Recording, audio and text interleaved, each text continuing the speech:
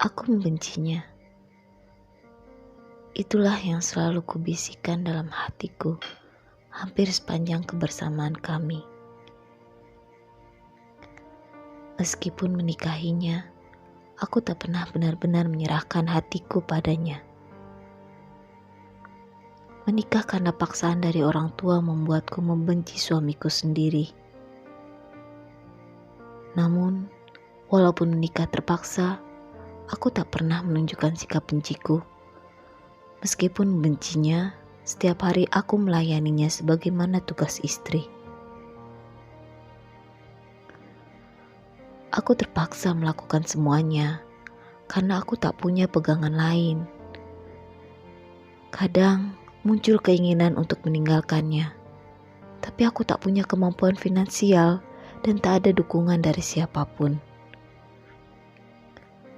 Kedua orang tuaku sangat menyayangi suamiku, karena menurut mereka, suamiku adalah sosok suami sempurna untuk putri mereka. Karena itulah, ketika menikah, aku menjadi istri yang teramat manja, karena kulakukan segala hal sesuka hatiku. Suamiku juga memanjakanku sedemikian rupa. Aku tak pernah benar-benar menjalani tugasku sebagai seorang istri. Aku selalu bergantung padanya. Aku menganggap hal itu sudah seharusnya setelah apa yang ia lakukan padaku.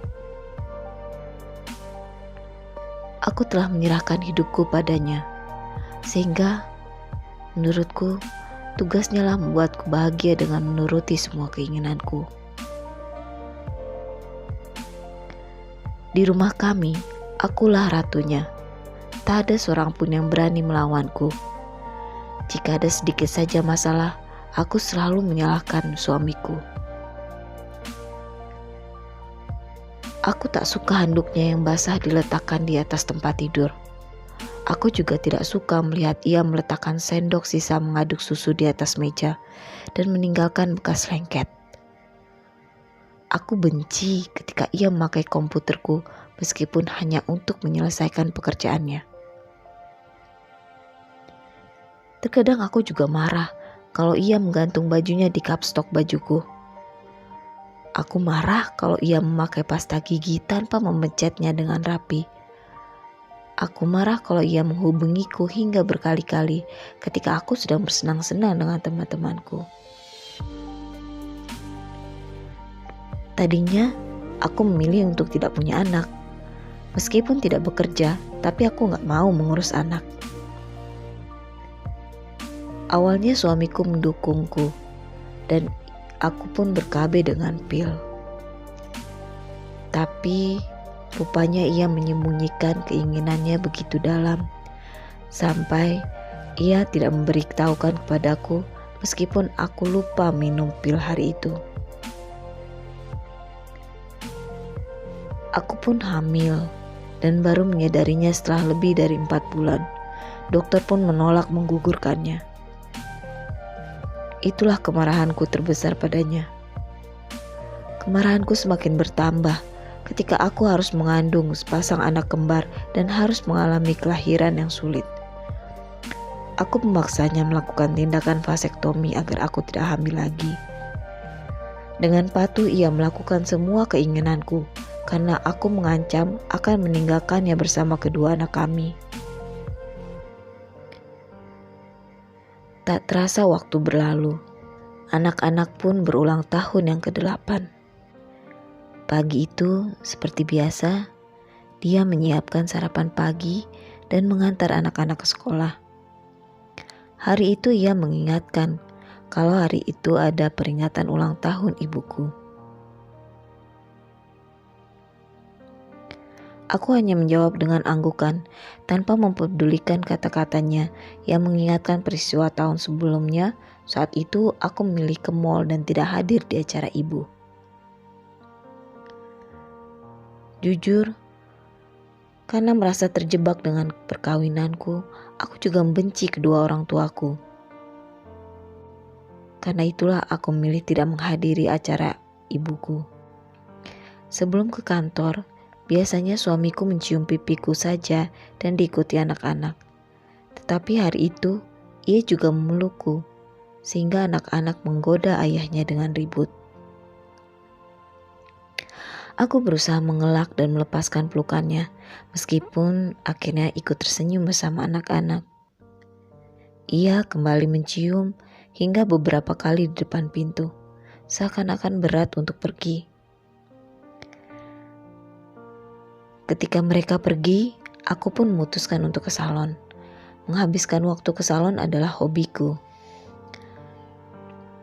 Aku tiba di salon langgananku beberapa jam kemudian. Di salon, aku bertemu salah satu temanku sekaligus orang yang tidak kusukai. Kami mengobrol dengan asyik, termasuk saling memamerkan kegiatan kami. Ketika tiba waktunya aku harus membayar tagihan salon, betapa terkejutnya aku ketika menyadari bahwa dompetku tertinggal di rumah. Aku merogoh-rogoh tasku hingga bagian terdalam, namun aku tidak menemukannya di dalam tas. Sambil berusaha mengingat-ingat apa yang terjadi, hingga dompetku tak bisa kutemukan, aku menelpon suamiku dan bertanya, "Maaf sayang, kemarin Farhan meminta uang jajan dan aku tak punya uang kecil, maka ku ambil dari dompetmu. Aku lupa menaruhnya kembali ke tasmu. Kalau tidak salah, aku letakkan di atas meja kerjaku," katanya menjelaskan dengan lembut.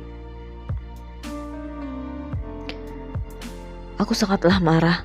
Aku mengomelinya dengan kasar. Ku tutup telepon tanpa menunggunya selesai bicara.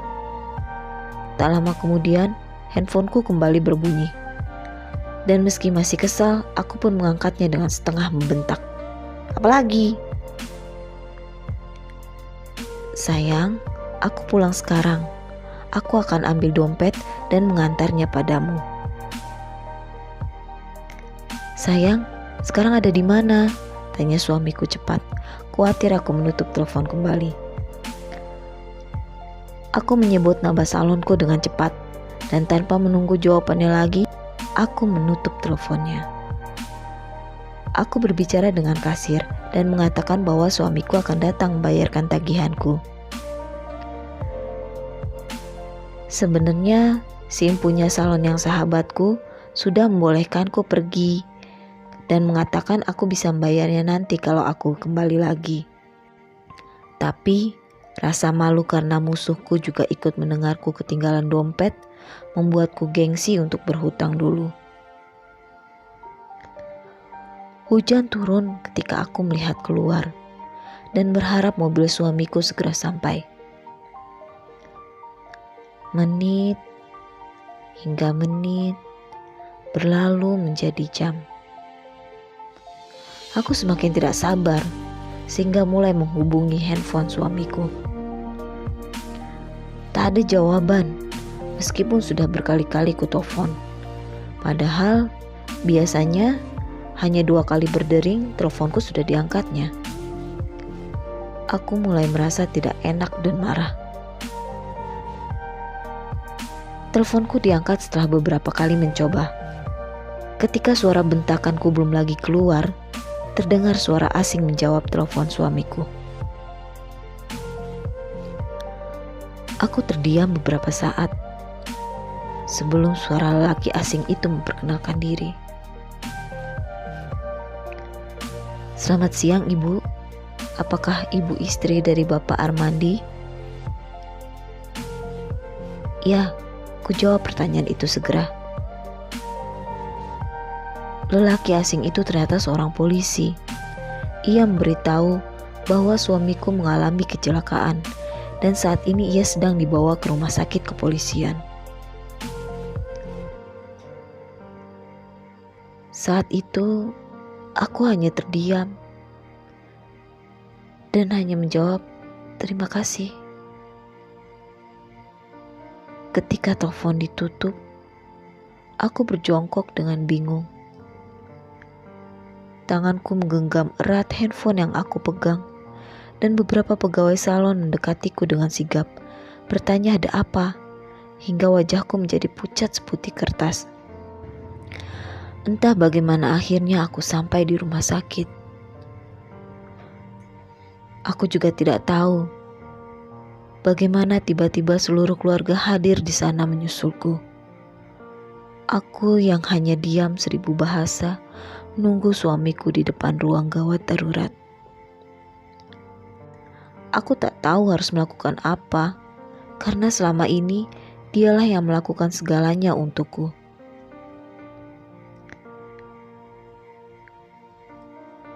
Ketika akhirnya setelah menunggu beberapa jam, tepat ketika kumandang azan maghrib terdengar, seorang dokter keluar dan menyampaikan berita itu. Suamiku telah tiada. Ia pergi bukan karena kecelakaan itu sendiri. Serangan stroke lah yang menyebabkan kematiannya. Selesai mendengarkan kenyataan itu, aku malah sibuk menguatkan kedua orang tuaku dan orang tuanya yang syok. Sama sekali tak ada air mata setetes pun keluar di kedua mataku. Aku sibuk menenangkan ayah, ibu, dan mertuaku. Anak-anak yang terpukul melukku dengan erat. Tapi kesedihan mereka sama sekali tak mampu membuatku menangis. Ketika jenazah dibawa ke rumah dan aku duduk di hadapannya, aku termangu menatap wajah itu.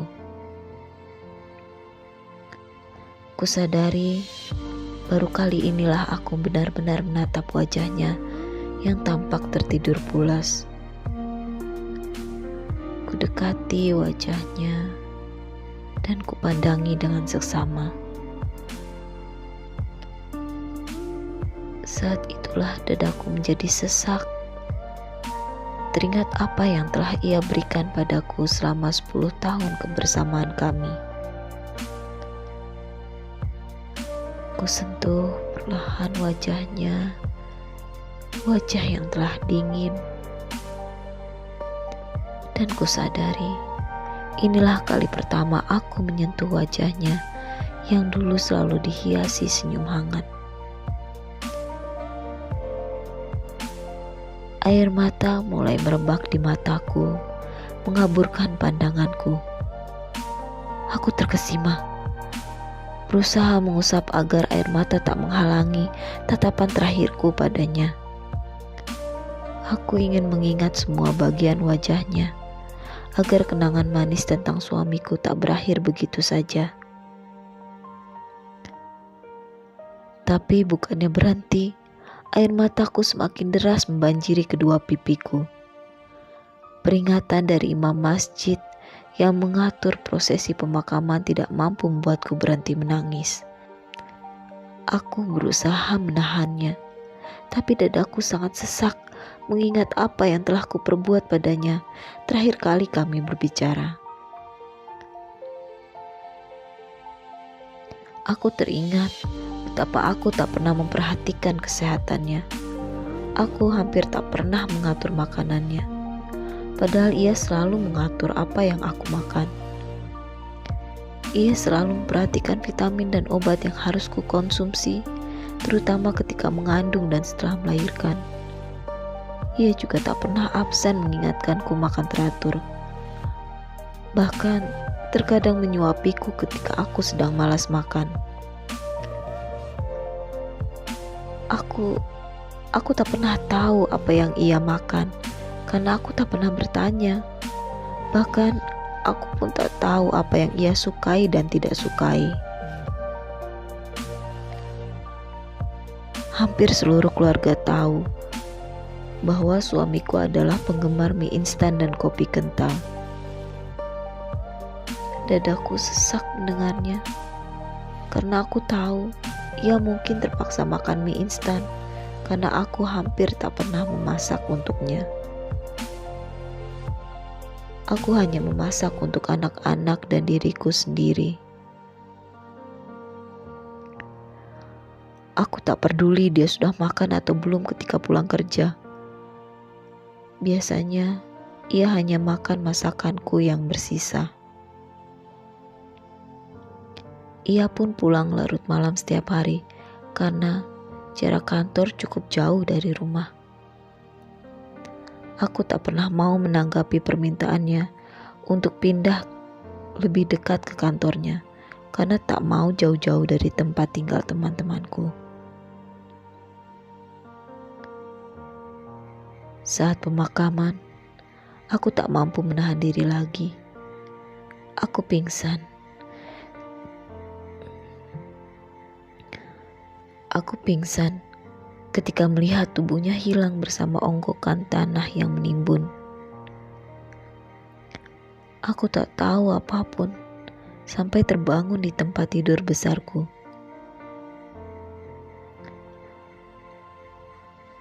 Aku terbangun dengan rasa sesal memenuhi rongga dadaku. Keluarga besarku membujukku dengan sia-sia karena mereka tak pernah tahu mengapa aku begitu terluka kehilangan dirinya. Hari-hari yang kujalani setelah kepergiannya bukanlah kebebasan seperti yang selama ini kuinginkan, tapi aku malah terjebak di dalam keinginan untuk bersamanya. Di hari-hari awal kepergiannya, aku duduk termangu memandangi piring kosong. Ayah, ibu, dan ibu mertuaku membujukku makan. Tetapi yang kuingat hanyalah saat suamiku membujukku makan kalau aku sedang mengambek dulu. Ketika aku lupa membawa handuk saat mandi, aku berteriak memanggilnya seperti biasa. Dan ketika malah ibuku yang datang, aku berjongkok menangis di dalam kamar mandi, berharap ia yang datang. Kebiasaanku yang meneleponnya setiap kali aku tidak bisa melakukan sesuatu di rumah membuat teman kerjanya kebingungan menjawab teleponku. Setiap malam, aku menunggunya di kamar tidur dan berharap esok pagi aku terbangun dengan sosoknya di sebelahku. Dulu, aku begitu kesal kalau tidur mendengar suara dengkurannya. Tapi sekarang, aku bahkan sering terbangun karena rindu mendengarnya kembali.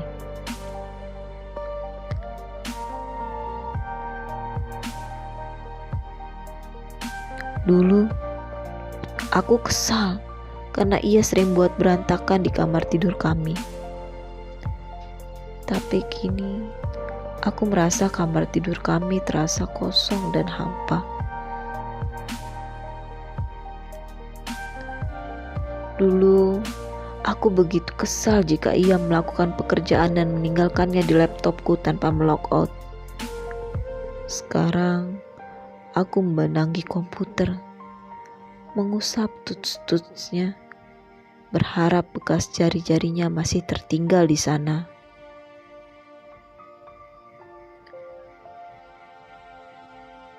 Dulu, aku paling tidak suka ia membuat kopi tanpa alas piring di meja.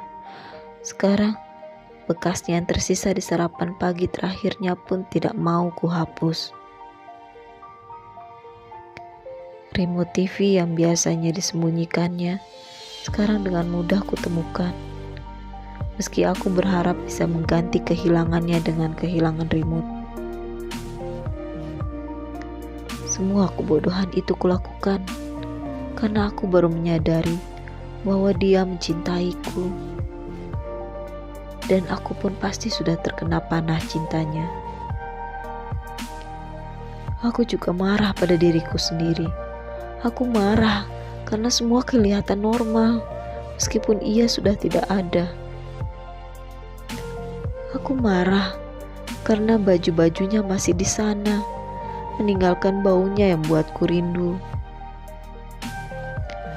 Aku marah karena tak bisa menghentikan semua penyesalanku.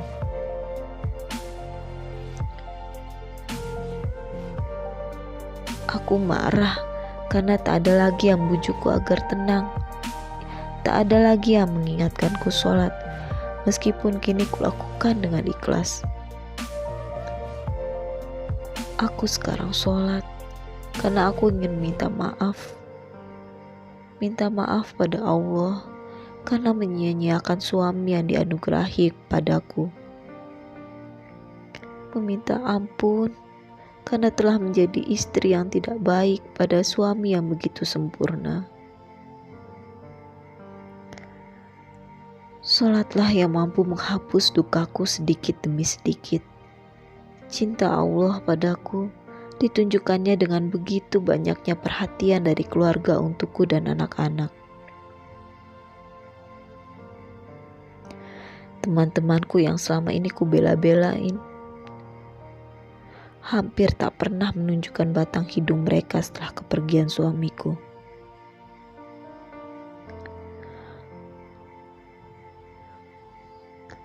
Empat 40 hari setelah kematiannya, keluargaku mengingatkanku untuk bangkit dari keterpurukanku. Mengingatkanku bahwa ada 2 orang anak yang menungguku dan harus kuhidupi. Aku pun kembali bingung. Selama ini, aku tahu beres dan tak pernah bekerja. Semua dilakukan suamiku. Berapa besar pendapatannya selama ini aku tak pernah peduli. Yang kupedulikan hanyalah jumlah rupiah yang ia transfer ke rekeningku untuk kupakai untuk keperluan pribadi. Dan setiap bulan, uang itu hampir tak pernah bersisa. Dari kantor tempatnya bekerja, aku memperoleh gaji terakhir beserta kompensasi bonusnya. Ketika melihatnya aku terdiam dan tak menyangka ternyata seluruh gajinya lah yang ditransfer ke rekeningku selama ini. Padahal aku tak pernah sedikit pun menggunakan untuk keperluan rumah tangga. Entah dari mana ia memperoleh uang lain untuk memenuhi kebutuhan rumah tangga, karena aku tak pernah bertanya sekalipun soal itu. Aku tahu sekarang aku harus bekerja, atau anak-anakku tak akan bisa hidup, karena jumlah gaji terakhir dan kompensasi bonusnya tak akan pernah cukup untuk menghidupi kami bertiga. Tapi bekerja di mana? Aku hampir tak pernah punya pengalaman sama sekali. Semuanya selalu diatur oleh dia. Kebingunganku ternyata terjawab setelah beberapa waktu kemudian. Ayahku datang bersama seorang notaris. Ia membawa banyak sekali dokumen. Lalu notaris memberikan sebuah surat. Surat pernyataan suami bahwa ia mewariskan seluruh kekayaannya padaku dan anak-anak. Ia menyertai ibunya dalam surat tersebut. Tapi yang membuatku tak mampu berkata apapun adalah isi suratnya untukku. Istriku, Liliana tersayang. Maaf, karena harus meninggalkanmu terlebih dahulu sayang. Maaf, karena harus membuatmu bertanggung jawab mengurus segalanya sendiri. Maaf, karena aku tak bisa memberimu cinta dan kasih sayang lagi. Allah memberiku waktu yang terlalu singkat, karena mencintaimu dan anak-anak adalah hal terbaik yang pernah kulakukan untukmu. Seandainya aku bisa, aku ingin mendampingimu selamanya. Aku tak mau kalian kehilangan kasih sayangku begitu saja. Selama ini, aku telah menabung sedikit demi sedikit untuk kehidupan kalian nanti. Aku tak ingin kamu susah setelah aku pergi. Tak banyak yang bisa kuberikan, tetapi aku berharap kamu bisa memanfaatkannya untuk membesarkan dan mendidik anak-anak kita. Lakukan yang terbaik untuk mereka ya sayang. Jangan menangis sayangku yang manja. Lakukan banyak hal untuk membuat hidupmu yang terbuang percuma selama ini. Aku memberi kebebasan padamu untuk mewujudkan mimpi-mimpi yang tak sempat kau lakukan selama ini. Maafkan kalau aku menyusahkanmu dan semoga Allah berimu jodoh yang lebih baik dariku. Teruntuk Farah, putri tercintaku. Maafkan, karena ayah tak bisa mendampingimu. Jadilah istri yang baik seperti ibumu. Untukmu Farhan, satria pelindungku. Jagalah ibu dan Farah. Jangan jadi anak yang bandel lagi. Dan selalu ingat, dimanapun kalian berada, ayah akan ada di sana melihatnya. Oke, buddy?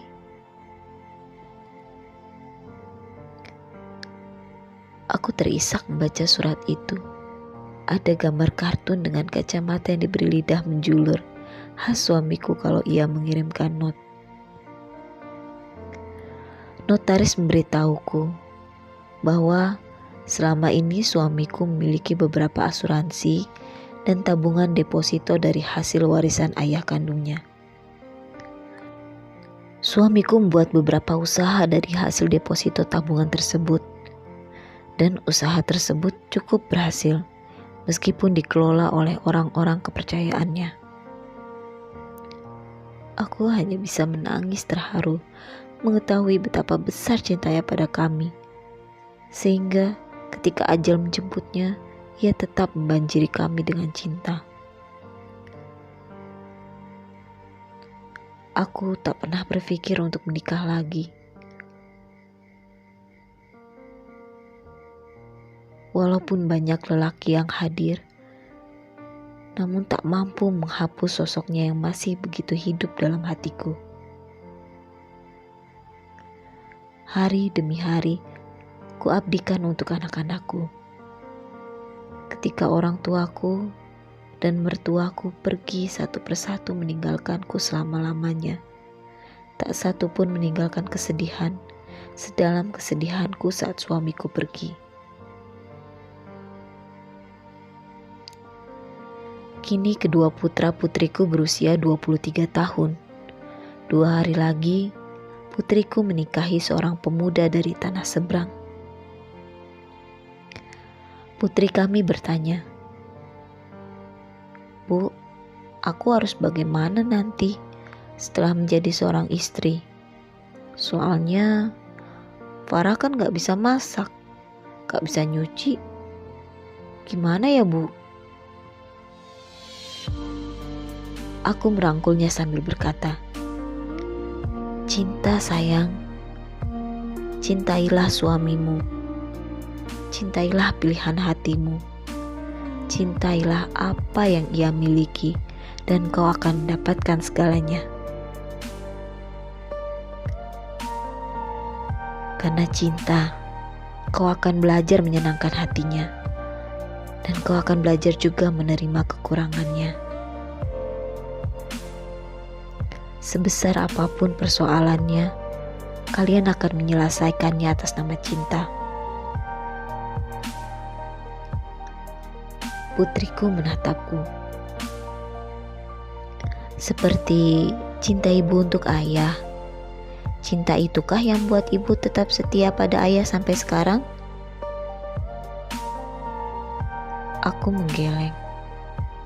"Bukan sayangku. Cintailah suamimu seperti ayah mencintai ibu dulu. Seperti ayah mencintai kalian berdua. Ibu setia pada ayah karena cinta ayah yang begitu besar pada ibu dan kalian berdua. Aku mungkin tak beruntung karena tak sempat menunjukkan cintaku pada suamiku. Aku menghabiskan 10 tahun untuk membencinya. Tetapi menghabiskan hampir sepanjang sisa hidupku untuk mencintainya. Aku bebas darinya karena kematian, tapi aku tak pernah bisa bebas dari cintanya yang begitu tulus."